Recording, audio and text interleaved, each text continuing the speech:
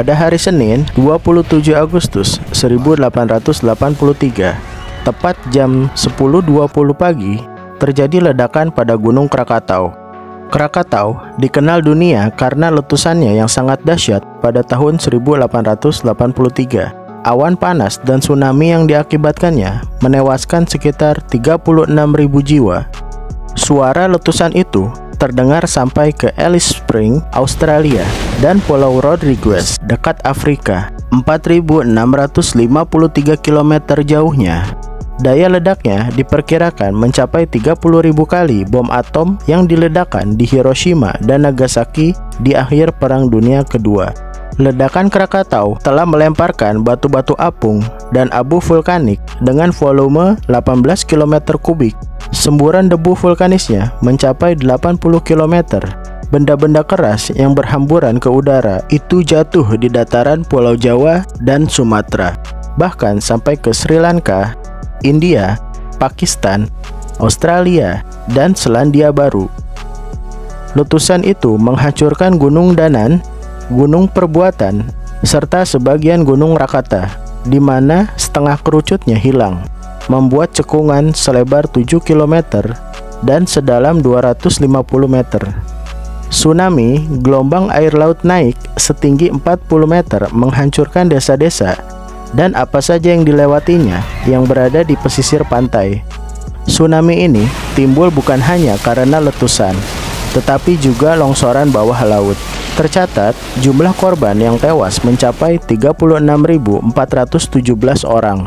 Berasal dari 295 kampung, kawasan pantai, mulai dari Merak di kota Cilegon hingga Cilamaya di Karawang, pantai barat Banten hingga Tanjung Layar di Pulau Panaitan, Ujung Kulon, serta Sumatera bagian selatan.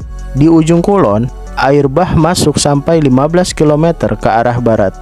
Keesokan harinya, sampai beberapa hari kemudian, penduduk Jakarta dan Lampung pedalaman tidak lagi bisa melihat matahari. Gelombang tsunami yang ditimbulkan bahkan merambat hingga ke pantai Hawaii, pantai barat Amerika Tengah, dan semenanjung Arab yang jauhnya 7.000 km. Letusan Krakatau menyebabkan perubahan iklim global. Dunia sempat gelap selama 2,5 hari akibat debu vulkanis yang menutupi atmosfer. Matahari bersinar redup sampai setahun berikutnya. Hamburan debu tampak di langit Norwegia hingga New York.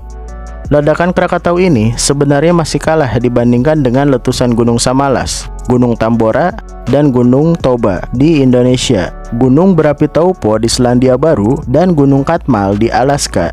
Namun, gunung-gunung tersebut meletus jauh pada masa ketika populasi manusia masih sangat sedikit. Sementara ketika Gunung Krakatau meletus, populasi manusia sudah cukup padat. Sains dan teknologi telah berkembang, telegraf sudah ditemukan, dan kabel bawah laut sudah dipasang. Dengan demikian, dapat dikatakan bahwa saat itu teknologi informasi sedang tumbuh dan berkembang pesat. Tercatat bahwa letusan Gunung Krakatau adalah bencana besar pertama di dunia setelah penemuan telegraf bawah laut. Kemajuan tersebut sayangnya belum diimbangi dengan kemajuan di bidang geologi. Dan cerita berakhir di sini. Oke guys, itu adalah cerita dari ledakan dahsyat Gunung Krakatau. Kalau kamu suka videonya, silahkan like dan share, dan jangan lupa subscribe dan aktifkan lonceng notifikasinya agar tidak ketinggalan cerita-cerita menarik lainnya.